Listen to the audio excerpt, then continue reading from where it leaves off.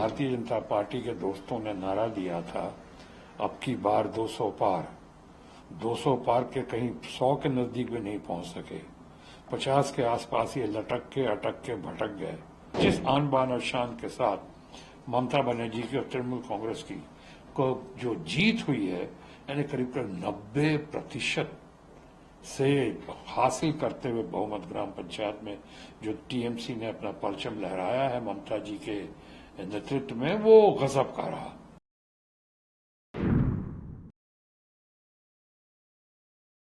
अभी अभी आपने हाल में देखा है कि बंगाल में जो चुनाव हुए, जबकि हमारे भारतीय जनता पार्टी के दोस्तों ने नारा दिया था, अब की बार 200 पार। 200 पार के कहीं 100 के नजदीक भी नहीं पहुंच सके। 50 के आसपास ये लटक के अटक के भटक गए। और यहां पे ममता बनर्जी ने 200 से बहुत ज्यादा सीटें हासिल की। उनके सीटों पे, उनकी लोकप्रियता पे, उनके वोट सो कॉल वोट बैंक पे या वोट शेयर पे कोई असर नहीं पड़ा। भारतीय जनता पार्टी के तमाम धन शक्ति का दुरुपयोग करने के बाद, तमाम बड़े बड़े नेताओं को उतार देने के बाद, हर गली गली में सारे भारतीय जनता पार्टी के दोस्तों ने अपने तमाम मंत्रियों को उतार दिया। उसके बावजूद उनके परखच्चे उड़ गए और ममता बनर्जी बहुत धूम के साथ, बहुत शान के साथ, आन बान और शान के साथ जो जीत हासिल की, उससे वो सिर्फ बंगाल की नहीं बल्कि मैं कहूंगा राजनीति की दुनिया की नायिका बनकर उभरी। ये उसके बाद उपचुनाव हुआ, आपने देखा, जिसमें कि पहली बार देश में जो उपचुनाव हुआ वो बंगाल में हुआ, आसनसोल में हुआ, जहां से कि ममता जी के नेतृत्व में और टीएमसी के कार्यकर्ताओं के साथ मिलकर मुझे जब चुनाव लड़ाया गया तो आपने उसका परिणाम देखा। आज तक वहां पे कभी टीएमसी जीती नहीं थी। वहां पे पहली बार टीएमसी जो है लाखों वोटों से रिकॉर्ड कायम करते हुए, कई लोग कहते हैं कि 3.25 लाख वोट से जीते, वो सही नहीं है। सही मायनों में 5 लाख, 5.25 लाख वोटों का अंतर पड़ा उपचुनाव में, क्योंकि पिछली बार भारतीय जनता पार्टी जब वहां से जीती थी आसनसोल से, तो करीब 2 लाख वोटों से जीती थी। उस 2 लाख वोट को कवर करते हुए 3-3.25 लाख वोट और जोड़ते हुए उसमें उससे जीत हासिल की। तो इससे दुनिया ने देखा कि ये कैसा चमत्कार, कैसा जादू है आसनसोल की जनता, जनार्दन का और ये बंगाल की जनता का, एकता का, और सबसे ज्यादा ममता बनर्जी के नेतृत्व का, तृणमूल कांग्रेस में ममता बनर्जी के नेतृत्व का, लोगों ने कमाल का चमत्कार और जादू देखा।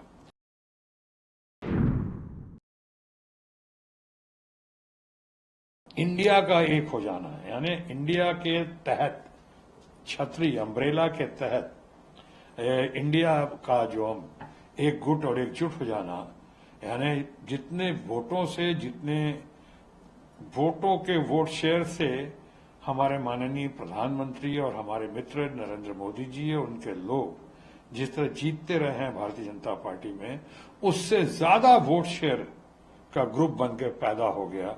65-70% ग्रुप का वोट शेयर का ग्रुप पैदा हो गया।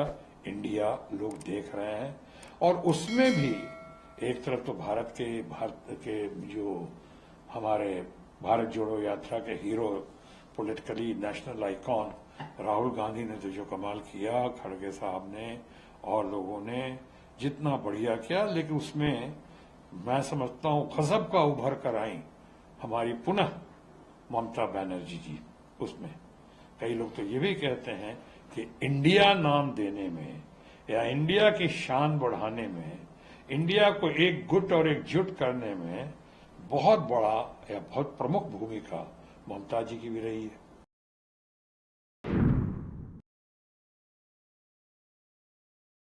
प्रधानमंत्री की बड़ी बौखलाहट पड़ी और ऊपर से जो तड़का कह दें या नीम पे करेला कह दें उनके लिए, हमारे मित्र माननीय प्रधानमंत्री के लिए, तो उन्होंने मणिपुर पे एकदम 3 महीने तक जैसे खामोशी रखी, यानी कुछ नहीं बोला, कुछ नहीं गया। पार्लियामेंट में भले ही कहते हो कि हम 50-60 बार हो हैं नॉर्थ ईस्ट, अरे चुनाव के लिए जाना, शादी ब्याह में जाना, किसी कार्यक्रम में जाना, घूमने जाना, ये अलग है। जैसे आप पाकिस्तान चले जाते हैं घूमने, नवाज शरीफ साहब से मिलने, किस लिए गए, किस उद्देश्य से गए, यह वो अलग है। जैसे पठानकोट में वो हमारे ऊपर, हमारे सेना के ऊपर, हमारे लोगों के ऊपर जो थोड़ा सा कुछ लोग आके आतंकवादी अपनी गतिविधियां करते हैं, तो उसमें जो है उसकी इंक्वायरी में वहां से आईएसआई के लोगों, कई लोगों का कहना, मैं नहीं कह रहा हूं, ये बड़े बुजुर्ग कहते हैं, ये एक्सपर्ट्स कहते हैं कि उसमें आईएसआई के लोगों को कैसे बुलाया जिन पे आपने आरोप लगाया था, और उन्हीं को बुलाया, तुम्ही ने दर्द दिया, तुम्ही दवा दोगे, वो अलग इश्यू होता है।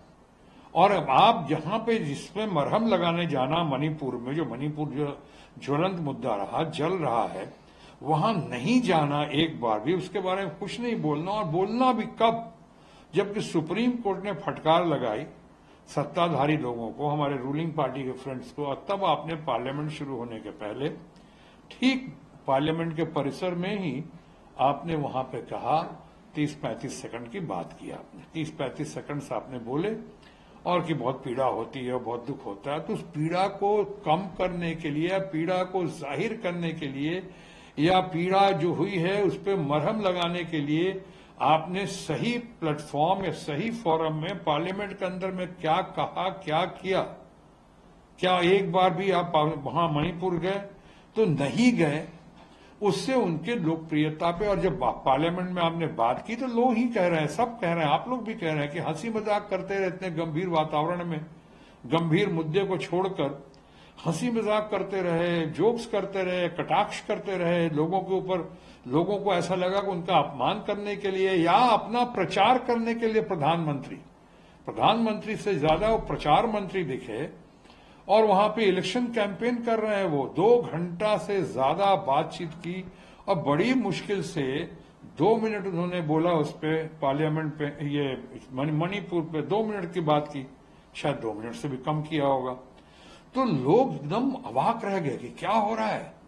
ये देश का प्रधानमंत्री, देश का गार्डियन है, देश का प्रधानमंत्री है, मणिपुर का भी प्रधानमंत्री है, पूरे भारतवर्ष का मणिपुर एक अहम अंग है। बहन, मणिपुर में भारत बसता है, और भारत में मणिपुर है, और उसके गार्डियन है प्रधानमंत्री।